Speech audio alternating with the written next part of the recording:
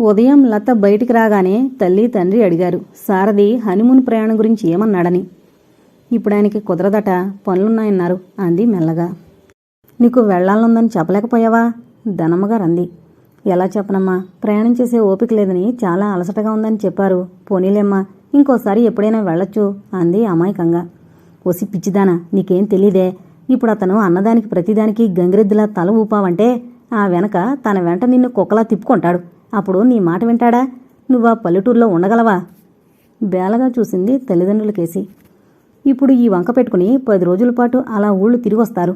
మరి కొన్నాళ్లు ఏదో వంకతో ఇక్కడ ఆప్ చేసి అతనికి బిజినెస్లో ఇంట్రెస్టో, ఉద్యోగం అంటే ఇష్టమో తెలుసుకుని ఆ ప్రయత్నాలు చేద్దామనుకున్నాం. కాస్త ఆగింది ఆవిడ. ఏం మాట్లాడలేనట్టుగా నిలబడిపోయింది లత. అవునమ్మా, ఇప్పుడు గనక అతన్ని నీ వైపుకు తిప్పుకోకపోతే నువ్వు జీవితాంతం ఆ పల్లెటూరులో ఉండాల్సి వస్తుంది తండ్రి అన్నాడు. బావ మొండితనంతో అక్క ఎలా బాధపడుతుందో చూడు, అంతమందికి చేయలేక. ఇప్పుడిలా ఊరుకున్నామంటే చేయి దాటిపోతాడు. అప్పుడు ఆ పల్లెటూరులోనే పాతుకుపోవాలి. గదిలోంచి ఉత్సాహంగా వచ్చిన లతకి ఎంతో దిగులుగా అనిపించింది. నిజంగా జీవితాంతం ఆ పల్లెటూరులో ఉండాలా? మెల్లగా అక్కడి నుంచి కదిలి వెళ్ళిపోయింది. అక్కగారి ఊరు వెళితే ఆ పల్లెటూరులో 4 రోజులు కూడా ఉండలేక అక్క ఎంత బ్రతిమిలాడినా ఉండకొచ్చేసింది. అలాంటిది జీవితాంతం అక్కడ తను ఉండగలదా?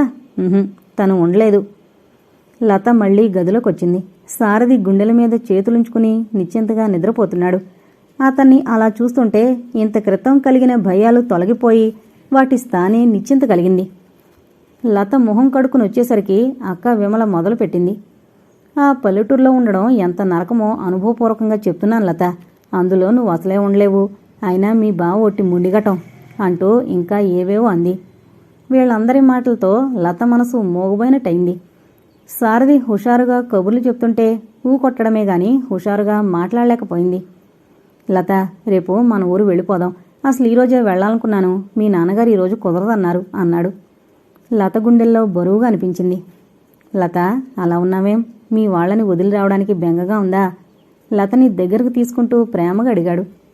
దిగులుగా ఉన్న లతకి అతను దగ్గరకు తీసుకుని ప్రేమగా అడిగేసరికి కళ్లల్లో నీళ్లు తిరిగాయి. తన కళ్లల్లో తడి అతనికి కంటపడకుండా చొప్పున అతని గుండెల మీద తలాంచుకుంటూ బెంగెందుకు అంది. పోనీ భయమా? ఎందుకు భయం? సరిపోయింది. బెంగ లేదు, భయం లేదు. పోనీ కోపమా? నవ్వుతూ అడిగాడు. ఏం, నేను కోపిష్టిదానిలా కనబడుతున్నానా? నిన్ననే అనుకున్నాం మనం దెబ్బలాడుకోకూడదని. ఈరోజు అనుకోలేదుగా అంటూ నవ్వేసింది. అతను శృతి కలిపాడు. మొదట ధనమ్మగారు వెళ్ళనంది. తర్వాత ఏమనుకుందో లతతో ఆవిడ బయలుదేరింది. భాస్కర్కి సెలవు లేనందువల్ల సుగుణని తీసుకుని బయలుదేరాడు. భాస్కర్కి సుగుణ్ణి పంపడం ఇష్టం లేదు. తనతో విజయవాడలో దిగుపోమన్నాడు. అన్నయ్యకి చెప్పండి అంది అమాయకంగా. ఈసారి నువ్వు వచ్చేటప్పుడు నీ సిగ్గుని అక్కడ వదిలేసిరా, పుష్పకి అక్కడికొస్తుంది అన్నాడు సగం హాస్యంగా సంకోచంగా. సుగుణ నవ్వి ఊరుకుంది. విజయవాడలో తప్పనిసరిగా బలవంతంగా దిగాడు భాస్కర్. సుగుణకు కూడా ఏంటో దిగులుగా అనిపించింది. అందులో భాస్కర్ ముఖం చూస్తే మరీ దిగులుగా అనిపించింది. కానీ పెదమ విప్పి ఏమీ మాట్లాడలేకపోయింది. మంచి ముహూర్తం పెట్టించి ఉత్తరం రాస్తాను సారథి, సుగుణని తీసుకురా. సెలవు దొరికితే అబ్బాయే వస్తాడు సుభద్రమ్మగారు అంది. అలాగేనండి అన్నాడు సారథి. తిరిగి వెళ్లేటప్పుడు ఇక్కడ దిగి వెళ్ళండమ్మా అక్కయ్య అంది ధనమ్మగారితో. చూద్దాం అంది ధనమ్మగారు. ఆవిడికి చాలా చిరాగ్గా ఉంది. తను అనుకుంది జరగలేదని చాలా తిక్కగా కూడా ఉంది. పెద్ద కూతుర్నిచ్చేటప్పుడు ఏమీ విచారించకుండా ఇచ్చాం. అతను అలా ముండికెత్తాడు. చిన్నల్లుణ్ణి తమ చెప్పు చేతల్లో ఉంచుకుని పెద్దలుడికి బుద్ధొచ్చేలా చేయాలనుకుంది. అయినా తన కూతుళ్ళకేం పట్టింది అడ్డమైన వాళ్ళకి చాకరీ చేయడానికి? సారథి మహా ముండిగట్టంలా ఉన్నాడు. ఏం చెయ్యాలి అని తల బద్దలయ్యేలా ఆలోచిస్తోంది. కారు ఊళ్ళోకొచ్చేసరికి అందరూ అరుగుల మీదకొచ్చి కుతూహలంగా చూస్తున్నారు. పిల్లలు కారు వెనక పరుగులు పెడుతూ వస్తున్నారు. కారు ఇంటి ముందు ఆగేసరికి ఆ చుట్టుపక్కల వారు కారు దగ్గరకొచ్చి కుతూహలంగా లోపలికి తొంగి చూస్తున్నారు. అంతమంది అలా పట్టుపట్టి చూస్తుంటే లతకి ఏంటోలా అనిపించింది. ధనమ్మగారికైతే మహా చిరాకేసింది. పల్లెటూరి గబ్బిలాయలు అని విసుక్కుంది. సారథి లత చేయి పట్టుకుని తిన్నగా తల్లి దగ్గరకు తీసుకువెళ్లాడు. అమ్మా, ఇదిగో నీ కాళ్ళు అంటూ తల్లి కాళ్ళకి నమస్కరించాడు. లత కూడా ఆవిడ కాళ్ళకి నమస్కరించింది. రత్తమ్మగారు లతని కళ్ళ నిండుగా చూస్తోంది. 3 రోజులు ముళ్ల మీద కూర్చున్నట్టుగా కూర్చుంది ధనమ్మగారు. సత్యనారాయణ వ్రతం రోజుకి రాజారావు గారు కూడా వచ్చారు. 4వ నాడు ప్రయాణం అనుకున్నారు. రాజారావు గారు సారథిని 4 రోజులుండొద్దు గాని రమ్మన్నారు. సారథి తనకి రావడానికి కుదరదన్నాడు. ధనమ్మగారు లతని చెప్పమంది. అతను 4 మాయమాటలు చెప్పేసరికి ఉబ్బిపోకు. ఇక్కడ వాతావరణం చూసావుగా ఎలా ఉందో. ఇప్పుడు అతని మాటలకి ఊకొట్టావంటే అతను నీ చేయి దాటిపోతాడు. సారథిని ప్రయాణానికి ఒప్పించు అని చెప్పింది. లత తల్లి భయానికి నవ్వుకుంది. తన మనసు సారథి బాధ పెట్టడని లతకి గట్టి నమ్మకం. కానీ లత చెప్పినా అతను కుదరదన్నాడు. నన్ను వదిలి మీరు ఉండగలరన్నమాట అంది. నన్ను వదిలి నువ్వు ఉండగలైంది, నేను నిన్ను వదిలి ఉండలేను నవ్వుతూ అన్నాడు. ఆ నవ్వు చూసేసరికి లతకి కొండంత ధైర్యం అనిపించింది. మీరు రాకుండా ఒక్కదాన్ని వెళ్లాలంటే ఏంటోలా ఉంది. అతని క్రాఫ్లోకి వేళ్లు దూరుస్తూ గోముగా అంది. జంటగా ఇక్కడే ఉందాం. లత భుజం చుట్టూ చేయి వేసి దగ్గరకు తీసుకుంటూ అన్నాడు. అదెలా కుదురుతుంది? ఎందుకు కుదరదు? నేనెలా చెప్తాను? చెప్పేదేముంది, వాళ్ళు వెళ్లే టైంకి ఒంట్లో బాగోలేదని ముసుగుదని పడుకో, వాళ్ళు వెళ్ళిపోతారు. నాకు ఒంట్లో బాగోలేదని ఆగిపోతే? చిక్కే అన్నాడు అమాయకంగా ముఖం పెట్టి. లత పొక్కున నవ్వింది. నన్ను చూస్తే నీకు నవ్వుగా ఉంది కదూ? కాదు, కోపంగా ఉంది. లత బొంగమూతి పెట్టింది. నోనో, నా మీద నీకెప్పుడూ కోపం రాదు. ఏంటా నమ్మకం? కోపం వస్తుందేమో. ఎప్పటికీ నా మీద నీకు కోపం రాదు నమ్మకంగా అన్నాడు. అందుకే అన్నమాట అంత ధీమాగా ఉన్నారు. లత అన్నది అతనికి అర్థం కాలేదు. అవునా? రెట్టించింది. ఏంటో సరిగ్గా చెప్పు లత, నాకు అర్థం కాలేదు. మీ మీద నాకెప్పటికీ కోపం రాదనేగా ఇప్పుడు నేను ఒక్కదాన్ని వెళ్లలేనన్నా ధీమాగా రానంటున్నారు నిష్ఠూరంగా అంది. లత, నన్ను అర్థం చేసుకో. ఏ పని పూర్తిగా పనివాళ్ల మీద వదిలేయకూడదు. మన ఎదురుగా ఉండే భయభక్తులు శ్రద్ధ మన చాటునుండవు. కొబ్బరికాయలు దింపించాలి. ఇప్పుడు ఎలా రాని చెప్పు. నా లత నన్ను అర్థం చేసుకుంటుంది. ఈ కోపమంతా ఒట్టి నటన. ఆ సంగతి నాకు బాగా తెలుసు. ఎంతసేపు అలా నవ్వు దాచుకుంటావు? లత నవ్వు ఆపుకోలేక పొక్కును నవ్వింది. మీరు మాటలతో బాగానే బోల్తా కొట్టిస్తారు. పోనీ ఎప్పుడొస్తారో చెప్పండి. అతని కళ్ళల్లోకే చూస్తూ అడిగింది. ఎప్పుడు రమ్మంటారో చెప్పండి లతని చూస్తూ అన్నాడు. నేను రమ్మన్నప్పుడు మీరు రారు, మీ పనులవగానే వచ్చేస్తారు కదూ. లతకొక్కసారిగా ఎంతో బెంగగా అనిపించింది. సారథిని వదిలి వెళ్లలేదు, ఇక్కడ ఉండలేదు. లత కళ్లల్లో దిగులు చూసేసరికి అతని మనసు అదోలా అయింది. పిచ్చి అంటూ లత తలని గుండెల కదుముకుంటూ ప్రేమగా అన్నాడు. తొందరగా పనులు తెమిల్చుకుని వచ్చేస్తాగా. లత మాట్లాడలేదు. అతను అంత అభిమానంగా మాట్లాడుతుంటే తను చెప్పాలనుకున్నవి ఖచ్చితంగా చెప్పలేకపోతోంది. అక్కడికి వస్తాడుగా, అప్పుడే తన అభిప్రాయం చెప్పొచ్చు అనుకుంది. లత, మాట్లాడు. వెళ్లే ముందు నువ్విలా మౌనంగా ఉంటే నీ వెనకే పరిగెత్తుకు రావాలనిపిస్తోంది. నిజంగా? తలెత్తుతూ అడిగింది ఆశ్చర్యంగా. నిన్ను వదిలి ఉండగలనా లత? మాట్లాడు. ఏమైనా కబుర్లు చెప్పు. నన్ను అర్థం చేసుకో లత. నా ఇబ్బంది నీకు చెప్పాను కదా. మీరు చెప్పండి, నేను వింటాను నవ్వు తెచ్చుకుంటూ అంది. ఎంతవరకు నేనే మాట్లాడాను. ఇంకా నువ్వు మాట్లాడు, నేను వింటాను. నాకు మాటలు రావు. అవును, చూపులనే గేలంతో నన్ను బంధించడమే తెలుసు. మీకు మాటలనే వలలో నన్ను బంధించడమే తెలుసు. ఇదిగో, మాటకు మాట చెప్పి నాకు కోపం తెప్పిస్తున్నావు. నాకు కోపం తెప్పిస్తే నిన్ను వెళ్ళనివ్వను సీరియస్గా ముఖం పెట్టాడు. నాకు కోపం వస్తే ఏం చేస్తానో తెలుసా? మిమ్మల్ని ఇప్పుడే కూడా తీసుకుపోతాను. అంతకన్నా సీరియస్గా ముఖం పెట్టింది.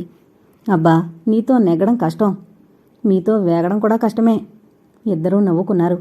లత, మనిద్దరం ఎప్పుడూ ఇలాగే ఉంటాం కదూ ఆరాధనగా చూస్తూ అన్నాడు. ఇలాగే ఉందాం. లతను తీసుకుని రాజారావు గారు ధనమ్మ వెళ్ళిపోయారు. లత వెళ్ళిపోయాక సారథి చాలాసేపు తోటలోనే ఉండిపోయాడు. ఇంటికి వెళ్లబుద్ధి కాలేదు. వెన్నెల్లో ఆ తోటలో అలాగే పచార్లు చేయసాగాడు. కొద్ది రోజుల క్రితం వరకు లత ఎవరో తెలీదు. ఇప్పుడు లతని వదిలి ఒక్క క్షణం కూడా వదిలి ఉండలేననిపిస్తోంది.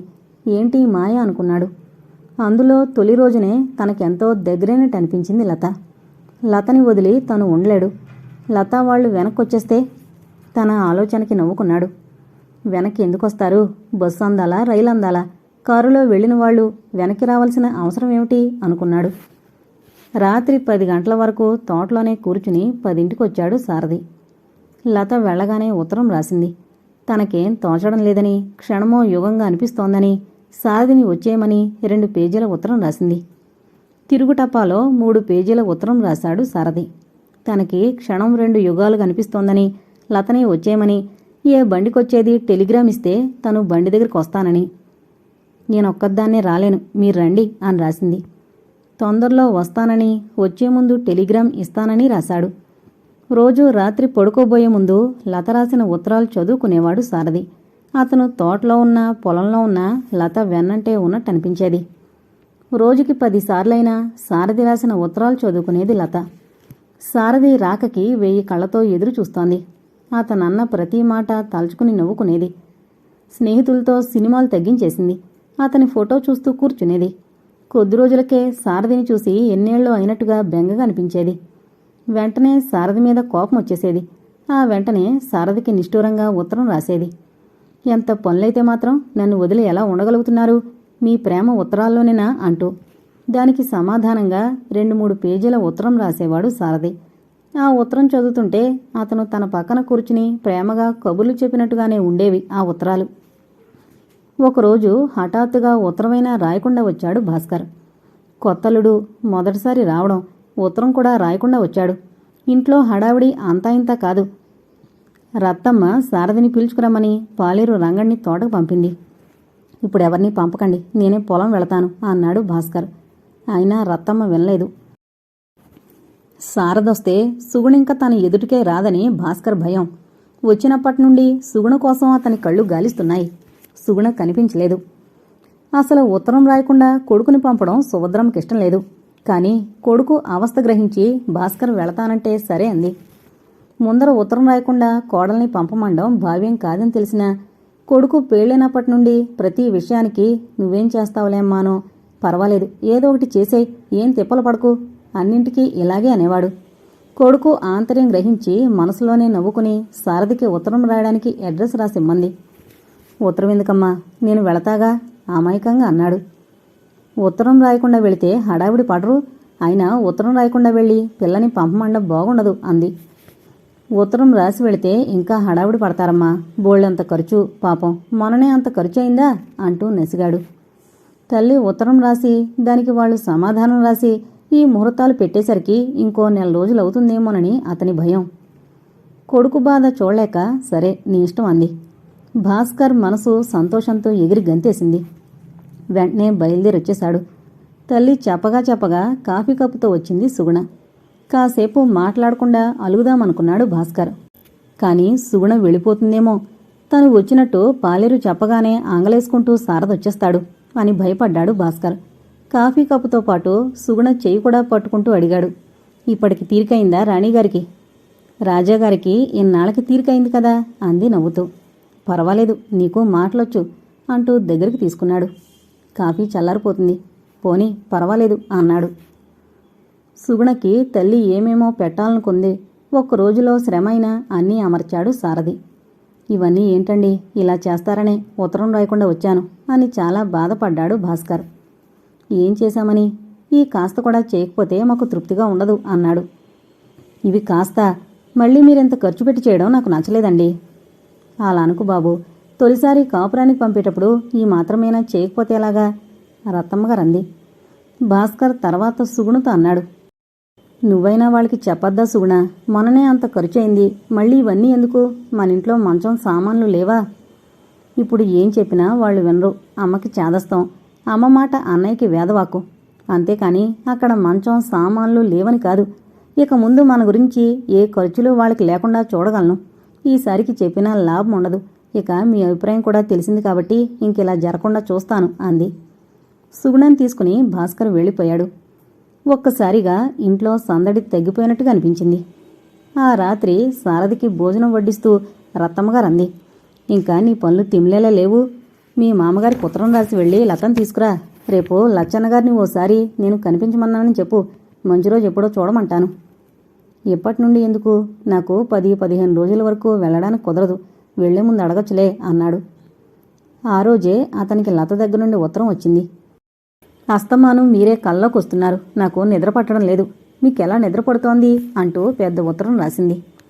అదేం మాట, నేను కాకుండా వేరే ఎవరు నీ కలలోకొచ్చినా సున్నంలోకి ఎముకలు లేకుండా తంతాను. నా మనసు నీ దగ్గరే ఉంది లత. మనిషిని ఇక్కడున్నాను, పనులు అవక త్వరలోనే వస్తాను. నీ ఇష్టం వచ్చినట్టు శిక్షించు, ఆనందంగా భరిస్తాను అని రాశాడు. సుగుణ విజయవాడొచ్చి అప్పుడే 10 రోజులు దాటిపోయింది. నెమ్మదిగా ఆ ఇంట్లో అలవాటు పడింది సుగుణ. కోడలి నెమ్మది, పనితనం సుభద్రమ్మకి బాగా నచ్చాయి. సుగుణని కన్న కూతుర్లానే చూసుకోసాగింది. ఒక్క పని కూడా చేయనిచ్చేది కాదు. ఏ పని చేయకుండా కూర్చోవాలంటే సుగుణకి చాలా మొహమాటంగా అనిపించేది. అత్తగారు ఎంత వద్దన్నా చిన్న చిన్న పనులు చేస్తూ అత్తగారికి కూడానే ఉండేది. ఇది భాస్కర్కి పెద్ద ఇబ్బంది అయిపోయేది. అమ్మ చెప్పిందిగా చేయొద్దని ఇంక భయం ఎందుకు అనేవాడు. చా, ఏం చేయకపోతే ఏం బాగుంటుంది, పనంతా ఒక ఆవిడ మీద వదిలేసి అమాయకంగా అనేది. నన్ను ఇబ్బంది పెడితే బాగుంటుంది కదూ. మిమ్మల్ని ఏమి ఇబ్బంది పెట్టాను? నువ్వు నా దగ్గర లేకపోవడమే నాకు పెద్ద ఇబ్బంది, అర్థమైందా? అందుకని ఇంట్లో పని అమ్మ చేసుకుంటుంది గాని నువ్వు నా పంచుడు అన్నాడు. అయినా సుగుణ వినేది కాదు. తల్లి చెప్పిన మాటలు అనుక్షణం వెంటాడేవి. అయినా ఇంటి దగ్గర కూడా సుగుణ ఊరికే కూర్చునేది కాదు. ఇంకా సుగుణకి నచ్చజెప్పలేక తల్లితో అన్నాడు. అమ్మా, సుగుణొచ్చాక కూడా నీకు ఈ తిప్పలెందుకు? వంట పని సుగుణ చూస్తుంది, నువ్వు హాయిగా కృష్ణారామ అంటూ కూర్చో. ఇంకా నయంలే, ఎవరైనా వింటే నవ్విపోతారు. చిన్నపిల్ల చేత వంట పని చేయించి నన్ను కాళ్ళు జాపుకుని కూర్చోమంటావా? అతని మాటకి ఆవిడ అంగీకరించలేదు. ఎవరో నవ్వితే మనకెందుకు, ఇన్నాళ్ళు మాకు నువ్వు చేసావు, ఇంకా విశ్రాంతి తీసుకో అమ్మా నచ్చి చెబుతున్నట్టుగా అన్నాడు. తల్లి వంటగదిలో ఉంటే సుగుణ తనతో స్వేచ్ఛగా మాట్లాడదు. తల్లి వంటగదిలోకి రాకపోతే సుగుణ వంట చేస్తుంటే తను కూడా సహాయం చేస్తూ ఇద్దరూ కబుర్లు చెప్పుకోవచ్చు అనుకున్నాడు. ఒంట్లో ఓపికొండగానే కాళ్ళు జాపుని కూర్చోమంటావా? నాకు ఓపిక లేనప్పుడు నేనే చెప్పి చేయించుకుంటాలే. నిన్నగాక మొన్న కాపురానికి వచ్చిన పిల్లతో వంట చేయించమంటావేమిటి? అయినా అసలు ఇంట్లో పనుల గురించి నీకెందుకు, మేమిద్దరం చూసుకుంటాంలే. అతని మాటల్ని తేలిగ్గా తీసి పారేసింది. ఉసూరుమంటూ అక్కడి నుండి వెళ్ళిపోయాడు భాస్కర్. ఉదయం భాస్కర్ ఆఫీస్కెళ్లేలోపు సుగుణ అత్తగారి వెనకాలే ఏదో ఒక పనిలో సహాయం చేస్తూ ఉంటుంది. మరుదులు రాజు, విష్ణు కాలేజీకి, హైస్కూల్కి వెళతారు. వాళ్ళకి భోజనం పెట్టడం లాంటి చిన్న చిన్న పనులుంటాయి. సాయంత్రం భాస్కర్ ఇంటికొచ్చేసరికి ఏ ఎదురింటావిడో వెనకింటావిడో వచ్చుంటారు. వాళ్ళు భాస్కర్ని చూడగానే ఇంకొస్తాం అని లేస్తారే కాని అలా నిలబడి మాట్లాడుతూ ఇంకో అరగంట నిలబడే మాట్లాడతారు. వాళ్ళు వెళ్ళాక కాసేపు సరదాగా డాబా మీద కూర్చుని మాట్లాడుకోవచ్చు అనుకుంటే ఏ పక్కింటైన వచ్చి ఆయన చిన్నతనం రోజులు చెప్పినవి చెప్తూ ఉంటాడు. ఆయన వచ్చాడంటే భాస్కర్కి విసుగు, కోపం వస్తాయి. ఈయన చిన్నప్పుడు పెళ్లంతో సరసం ఆడలేదేమో, ఈయనకి సరసం అంటే ఏంటో అసలు తెలీదేమో, అందుకే రోజూ సాయంత్రం అయ్యేసరికి జిడ్డులా పట్టుకుంటాడు. విసుగ్గా అనుకునేవాడు. ఆయన చెప్పే మాటలు చెవికెక్కేవి కావు. ఇంకా తప్పదురా భగవంతుడా అని అనేవాడు. భాస్కర్ పరాగ్గా కనిపించేసరికి అదేమిటోయ్ భాస్కర్ అలా ఉన్నావు, ఒంట్లో బాగుండలేదా అని అడిగేవాడు. తలనొప్పండి అని బాధగా కణతలు నొక్కుకునేవాడు. అలా అంటే వెళ్ళిపోతాడని. ఆయనకి నాడి చూడడం తెలుసు. భాస్కర్ తలనొప్పి అనేసరికి ఏది చెయ్యలయ్యి అని తనే భాస్కర్ చెయ్యందుకుని చెయ్యి చూసేవాడు. నాలుగు చూపించమనేవాడు. కళ్ళు చూసేవాడు. అన్నీ చూసి ఏం లేదు, వేడి, పైత్యం అని అక్కడి నుండి ఈ రోజుల్లో పంటలు విపరీతంగా మందులు వేసేసి ఎలా పండిస్తున్నారో, ఆ రోజుల్లో వాళ్ళు 3 పూట్ల ఎలా తినేవారో, ఈ వయసులో ఎంత బలంగా ఉండేవారో కథల్లా చెప్పుకొచ్చేవాడు. దాంతో భాస్కర్కి నిజంగానే తలనొప్పి ప్రారంభమయ్యేది. ఒకసారి ఇలాగే ఆయన మాటలు భరించలేక ఇప్పుడు నిజంగానే తలనొప్పిగా ఉందండి అనేశాడు. అంటే ఇందాకటి నుండి ఉట్టొట్టి తలనొప్పా?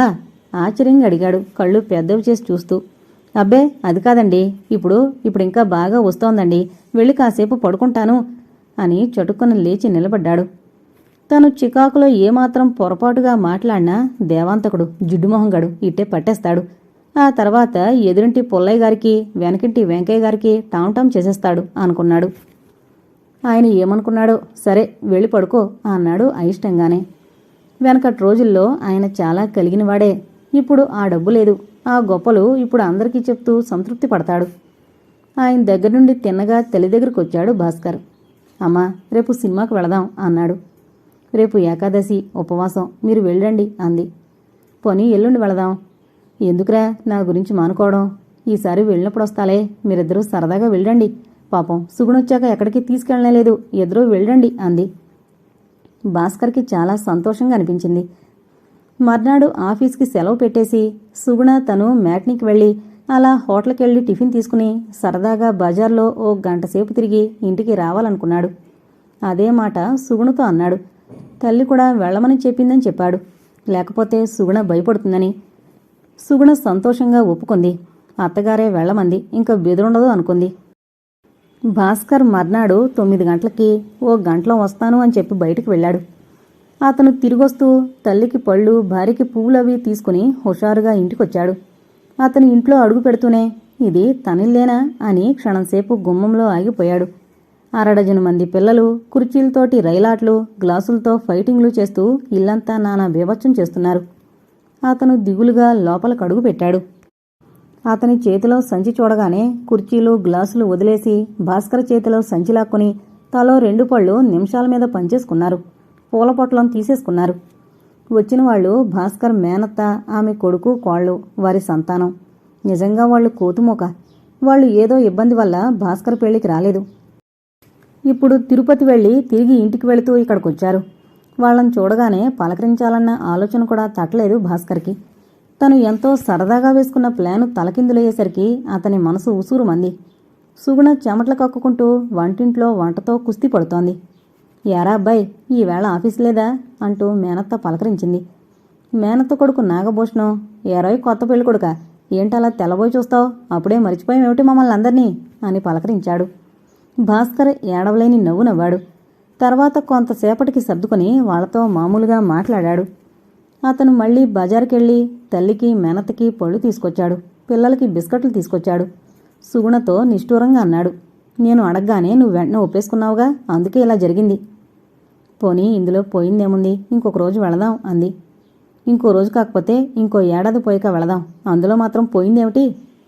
మీకు కోపం వచ్చినట్టుంది, నేనేం చేయని చెప్పండి దిగులుగా అంది. ఛ, నాకు కోపం లేదు అన్నాడు. పాపం సుగుణ మాత్రం ఏం చేస్తుంది అనుకున్నాడు. వాళ్ళు 4 రోజులుండి ఇల్లు పీకి పందిరేసినట్టుగా నాన్న అల్లరి చేసి మరీ వెళ్లారు. ఈ 4 రోజులు సుగుణతో మాట్లాడడానికే లేకపోయింది భాస్కర్కి. ఆ పూట ఇల్లంతా ఎంతో ప్రశాంతంగా ఉన్నట్టు అనిపించింది భాస్కర్కి. అందరి భోజనాలు అయ్యాయి. రాజు, విష్ణు ముందు గదిలో కూర్చుని చదువుకుంటున్నారు. భాస్కర్ తన గదిలో పడుకుని పత్రిక నామకావాస్తే అన్నట్టు పేజీలు తిప్పుతున్నాడు. వంటగది సదనం అయ్యాక అత్తగారు ఏదో మాట్లాడుతుంటే హాల్లోనే ఉండిపోయింది సుగుణ. సుగుణ రాక కోసం ఎంతో ఎదురు చూశాడు భాస్కర్. ఆ అత్తాకోడళ్ల కబుర్లు తిమిలేలా కనపడలేదు భాస్కర్కి. ఆకలి లేకపోయినా అతను తొందరగానే భోజనం చేసేశాడు. హాయిగా సుగుణతో కబుర్లు చెప్తూ కూర్చోవచ్చని. ఇంకో పావుగంట చూశాడు. సుగుణ రాలేదు. దగ్గు రాకపోయినా బలవంతంగా దగ్గాడు. 2-3 దొంగతుమ్ములు తుమ్మాడు. ఈ సంకేతాలు సుగుణ గ్రహించింది కానీ అత్తగారు మాట్లాడుతుంటే ఎలా వెళ్ళాలి? అందుకే ఏమీ గ్రహించినట్టు ఉండిపోయింది. మంచం మీద దిళ్ళు కిందకి బలంగా విసిరాడు. ఆ దిండు టీపైకి తగిలి దానిమీద పెట్టిన గ్లాసు ఆ అదురుకి కిందపడి చొప్పుడైంది. సుభద్రమ్మ ఏంటన్నట్టుగా తల తిప్పి చూసి మళ్లీ మాట్లాడసాగింది. సుగుణ గుండెలు పీచు పీచుమంటున్నాయి. భర్తకి చాలా కోపం వచ్చే ఉంటుందనిపించింది. భాస్కర్కి సుగుణ మీద నిజంగానే కోపం వచ్చేసింది. రేడియో ఫుల్ వాల్యూమ్ పెంచేసి గట్టిగా చెవులు మూసుకున్నాడు. అమ్మా, వదినా అంటూ ముందు గదిలోంచి రాజు, విష్ణు అరిచారు. అయ్యో అదేమిటి? ఆశ్చర్యంగాని సుగుణతో వెళ్ళి చూడు అని తను వంటగదిలోకి వెళ్ళింది. సుగుణ గబగబా గదిలోకొచ్చింది. గదిలో దిళ్ళు, పుస్తకాలు విసురున్నాయి. ఊరు ఎగిరేటట్టు రేడియో గట్టిగా అరుస్తోంది. భాస్కర్ చెవులు, కళ్ళు గట్టిగా మూసుకుని పడుకున్నాడు. సుగుణ ఓ కంగలో వచ్చినట్టుగా వచ్చి రేడియో సౌండ్ తగ్గించింది. రేడియో సౌండ్ తగ్గకపోవడంతో భాస్కర్ కళ్ళు మూసుకున్నాడు. అతను కోపంగా మళ్లీ సౌండ్ పెంచబోయాడు. సుగుణ అతని చేయి పట్టుకుంటూ అంది, అవతల రాజు, విష్ణు చదువుకుంటున్నారు, అయినా అంత గట్టిగా పెట్టడమేమిటి? నేను చేసుకున్న పుణ్యం అలాంటిది. దేవుడు నా మొఖాన ఈ రేడియోతోనే కాపురం చేయమన్నాడు. అందుకని నా ఇష్టం వచ్చినంత సౌండ్ పెట్టుకుంటాను, నువ్వెళ్ళు కోపంగా అన్నాడు. సుగుణ అతని పక్కన కూర్చుంది. అతను కోపంగా మంచం చివరగా జరిగిపోయాడు. అతని అలక సుగుణకి నవ్వొచ్చింది. అంత కోపంలో ఉన్న మనిషికి నవ్వితే కోపం వస్తుందని ఎలాగో ఆపుకుంది. తర్వాత బ్రతిమాలుతున్నట్టుగా అంది, మీ అమ్మగారు మాట్లాడుతుంటే ఎలారా అని చెప్పండి. మాట్లాడుతున్నప్పుడు వచ్చేస్తే బాగుంటుందా? ఇటు చూడండి. భాస్కర్ ముఖం బలవంతంగా తన వైపుకు తిప్పుకుంది. మీరు చాలా మంచివారు కదూ, నా మాట వింటారు కదూ, ఇంకెప్పుడు ఇలా కోపం తెప్పించనుగా. సుగుణ మంచం మీద కూర్చునేసరికి సగం కోపం దిగిపోయింది. ఇప్పుడు సుగుణ బ్రతిమాలతో మాట్లాడేసరికి పూర్తిగా కోపం పోయింది. అయినా బెంకంగానే ఉండిపోయాడు. తనకి ఎక్కడ కోపం వస్తుందో అన్న భయం సుగుణకుంటే తను పిలవగానే పరిగెత్తుకుంటూ వచ్చేస్తుంది. ఈ అదను తను చెడగొట్టుకోకూడదు అనుకున్నాడు. నన్ను విసిగించుకో, ముఖం చిట్లించాడు. సుగుణ ఏదో చెప్పబోయింది. అస్తమాను నీ కూడా తిరగాలని కుతూహలపడతాను కదూ, అందుకే నీకింత లోకువైపోయాను. ఇంకా నీ పనులకు నేను అడ్డు రాదలుచుకోలేదు. సుగుణ చాలా దిగులుగా చూసింది. ఆ చూపు చూసేసరికి భాస్కర్కి జాలేసింది. నిజంగా మీకు ఇంత కోపం వస్తుందనుకోలేదు, నన్ను క్షమించండి, బాధ నిండిన స్వరంతో అంది. భాస్కర్ కరిగిపోయాడు. ఈసారి ఇలా మాట్లాడమంటే ఏం చేస్తానో తెలుసా? క్షమించాలట. ఎవరినో పరాయవాణ్ణి అడిగినట్లు అడగడమేమిటి? కోపం నటించాడు. సుగుణ తెల్లబోయి చూసింది. అతని కళ్ళు నవ్వుతున్నాయి. అది ఉట్టిట్టి కోపమేనని గ్రహించి తేలిగ్గా ఊపిరి పీల్చుకుంది. మీరెంత మంచివారు అంది. పోనీలే పాపమని కోపం తగ్గించేసుకున్నా. ఈసారి ఏం చేస్తానో తెలుసా? ఏం చేస్తారు? ఇలారా, చెవిలో చెప్తాను అంటూ దగ్గరగా జరిగాడు. అత్తగారికి పనుల్లో సాయం చేస్తూ భర్తకి కోపం రాకుండా అతని అవసరాలు తీరుస్తూ చాలా జాగ్రత్తగా మొసులుకుంటోంది సుగుణ. తల్లి వంటగదిలో ఉంటే భాస్కర్ ఆ ఛాయలకే రాడు. ఇది మంచిదే, లేకపోతే చాలా ప్రమాదం అనుకునేది సుగుణ. అతను దూరంగా ఉండి మాట్లాడాడు. దగ్గర కూర్చుని మాట్లాడుకుంటుండగా అత్తగారొస్తే బాగుండదని సుగుణ భయం. సుగుణ పెరిగిన వాతావరణానికి ఇక్కడ వాతావరణానికి చాలా తేడా ఉంది. అందుకే సుగుణ ప్రతిదానికి భయపడుతుంది. ఆ భయం చూస్తే భాస్కర్కి చిరాకు. సుభద్రమ్మ తులసి పూజ చేసుకోవడానికి దొడ్లోకి వెళ్ళింది. సుగుణ తోటకూర తరుగుతోంది. తల్లి దొడ్లోకి వెళ్లడం చూసిన భాస్కర్ సుగుణ అంటూ వంటగదిలోకి వచ్చాడు. తోటకూర తరుగుతున్న సుగుణ తరగడం ఆపి తలెత్తుతూ అడిగింది, కాఫీ కావాలా అని. నువ్వే కావాలి నవ్వుతూ అని దగ్గరకొచ్చాడు.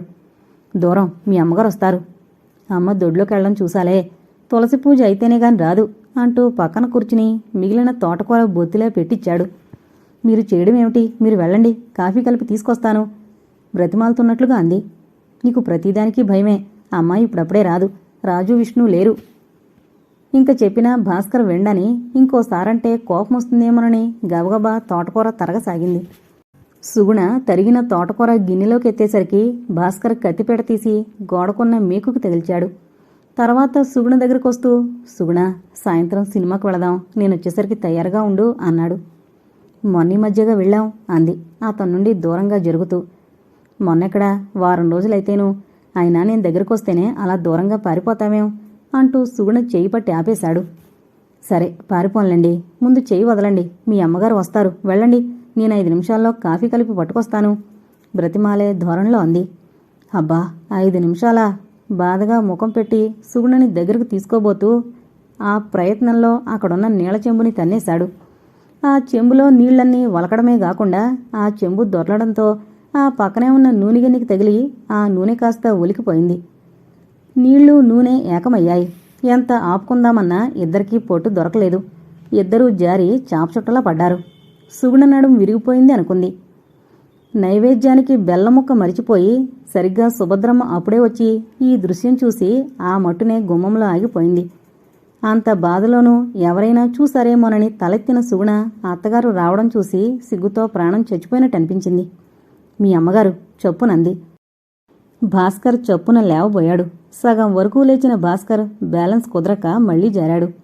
సుభద్రమ్మ పరిస్థితి గ్రహించి బయటికి వెళ్ళిపోయింది. ఏం పనిచేశారు? మీ అమ్మగారు చూశారు కూడా. ఆవిడ ఎదురుగుండా ఎలా వెళ్ళాలి? సిగ్గుగా బాధగా అంది. సుగుణకి రవంత కోపం కూడా వచ్చింది. అసలే పిరికిది. ఇప్పుడు అత్తగారు చూసేసరికి చాలా సిగ్గుగా అనిపించింది. భాస్కర్ ఏమనుకున్నాడో ఏమీ అనలేదు. నెమ్మదిగా లేచి గదిలోకి వెళ్ళిపోయాడు.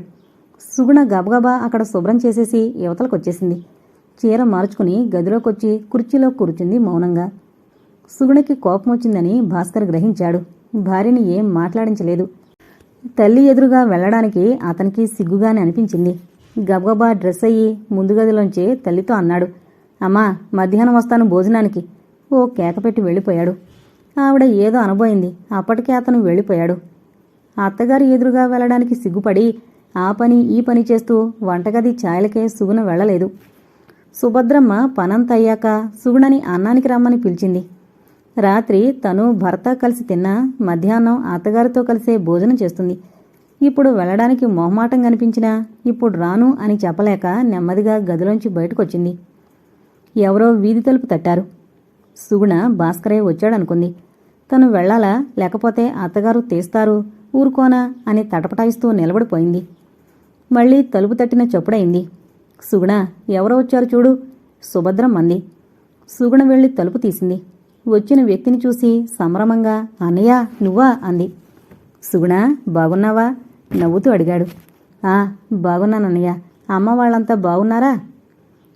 అంతా బాగున్నారు అన్నాడు. అన్నగారిని కూర్చోమని లోపలికెళ్ళి అత్తగారికి శారదొచ్చినట్టు చెప్పింది. ఆవిడొచ్చి శారదని పలకరించి పేరు పేరున అందరి యోగక్షేమాలు అడిగింది. తర్వాత సుగుణ అన్నగారికి స్నానానికి నీళ్లు తోడి పోసుకోమంది. శారది భోజనమయ్యాక అత్తాకోడలిద్దరూ భోజనాలు చేశారు. తర్వాత ముగ్గురు ముందు గదిలో కూర్చుని కబుర్లు చెప్పుకోసాగారు. శారది లతను తీసుకురావడానికి హైదరాబాద్ వెళుతూ ఇక్కడికొచ్చాడు. సాయంత్రం ఆలస్యంగా ఇంటికొచ్చాడు భాస్కర్. శారదిని చూడగానే అతని మనసు కాస్త తేలికపడింది. లేకపోతే పొద్దున్న భోజనం ఎందుకు చేయలేదని, మధ్యాహ్నం భోజనానికి ఎందుకు రాలేదని తల్లి అడుగుతుంది. అప్పుడు ఉదయం జరిగిన సంఘటన గుర్తుకొస్తుంది. అప్పుడు తల్లితో మాట్లాడడం ఇబ్బందిగా ఉంటుందని భయపడ్డాడు. భాస్కర్ని చూడగానే సుగుణ లోపలికి వెళ్ళిపోయింది. తర్వాత కాఫీ తీసుకొచ్చి ఇచ్చి వెళ్ళిపోయింది. అన్నగారు రావడంతో ఆ సంఘటన మర్చిపోయి అత్తగారితో మామూలుగా మాట్లాడింది. ఇప్పుడు భరతని చూడగానే ఆ సంఘటన గుర్తుకొచ్చి అత్తగారికేసి చూడాలంటేనే సుగుణకి సిగ్గుగా ఉంది. సుగుణకి కోపం వచ్చిందని భాస్కర్ గ్రహించాడు. కాసేపు సారథితో మాట్లాడాక బట్టలు మార్చుకొస్తానని చెప్పి లోపలికొచ్చాడు. సుగుణ మౌనంగా లుంగి అందించింది. ఇంకా నా మీద కోపం పోలేదా సుగుణ? సుగుణ చేయి పట్టుకుంటూ అడిగాడు. నాకెందుకు కోపం? అతని కేసి చూడకుండానే అంది. నిజంగా నీకు చాలా కోపం వచ్చింది. ఇంకెప్పుడు వంటగదిలోకి రాను. నవ్వే మరి, లేకపోతే మీ అన్నయ్య నిన్ను తిట్టేనో కొట్టేనో అనుకోగాళ్ళు బ్రతిమలాడుతున్నట్టుగా అన్నాడు. మా అన్నయ్య అలా అనుకునేవాడు కాదు. అందుకని కోపంగానే ఉంటావా? నాకెందుకు కోపం? సుగుణ భుజం మీద చేవేస్తూ అన్నాడు. నువ్వు కోపం లేదంటే మాత్రం నీకు కోపం వచ్చిందో లేదో ఆ మాత్రం తెలుసుకోలేనా? ఉదయం అలా జరగడానికి నేనే కారణం. నిజంగా నా తప్పే. ఇంకెప్పుడు అలా చేయను. మిమ్మల్ని తప్పు ఒప్పుకోమన్నానా? సమయానికి మా అన్నయ్య రాకపోతే ఈరోజు ఆవిడ ముఖం చూడలేకపోయేదాన్ని. అయినా ఆ టైంలో మీ తమ్ముళ్లే వస్తే ఎంత అసహ్యంగా ఉండేది. అసహ్యం ఎందుకు? భార్యాభర్తలు ఎంత అన్యోన్యంగా ఉండాలో అర్థమయ్యేది. తన మామూలు ధోరణిలో అనేశాడు. సుగుణ అతనికి దూరంగా జరిగింది. చాలండి, మీరు మారరు. ఊరికే అన్నాను సుగుణ. అసలు ఈ గదిలో ఉన్నప్పుడు మినహా నీకేసి కన్నెత్తి చూడను కూడా చూడను. సరే, ఒకసారి నవ్వు డార్లింగ్. సుగుణ గెడ్డం పుచ్చుకుని బ్రతిమలాడుతూ చాలా అమాయకంగా ముఖం పెట్టాడు. అతను అలా అమాయకంగా ముఖం పెడితే పసిపిల్లాడి ముఖంలాగే కనిపిస్తుంది సుగుణకి. తనంటే భరతకి ఎంతో ప్రేమ, కానీ అతను నిగ్రహంగా ఉండలేడు అంతే అనుకున్న సుగుణకి మనసు కరిగిపోయింది. మీరు కళ్ళు మూసుకొనక్కర్లేదు గాని 4 అడుగుల దూరంలో ఉంటే చాలు అంది. చూస్తే మనసు ఊరుకోదే అనేసి నాలుగు కరుచుకున్నాడు. ఊరికే అన్నాను సుగుణ, నీకెప్పుడు 10 అడుగుల దూరంలో ఉంటాను. సుగుణకి నవ్వొచ్చినా బలవంతంగా ఆపుకుంది. మీ మాట ఎంత నమ్మచ్చో చూస్తాగా. తొందరగా రండి, అన్నయ్య ఒకడు కూర్చున్నాడు అని యువతలకొచ్చేసింది.